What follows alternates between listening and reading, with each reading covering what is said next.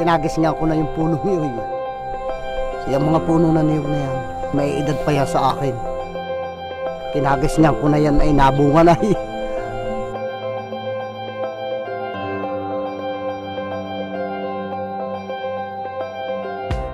Sabi daw po nung iba, maganda daw po yung bunga ng nyug dito. Malalaki ang size.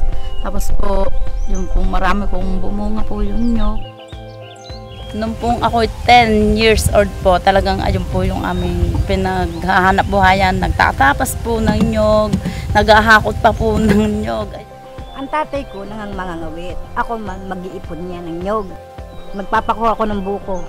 Nilalasahan ko man, matamis.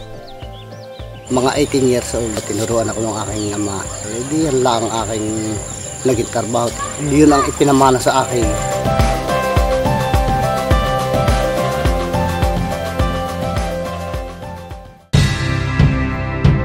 Ang buko po, pinakamasarap ay summer na ganito.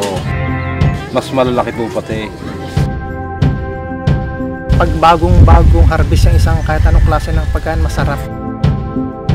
Ang sabaw niyan ay iba't ibang klase. May matabang, may matamis. Meron akong paboritong puno dito. Matamis ang sabaw ay.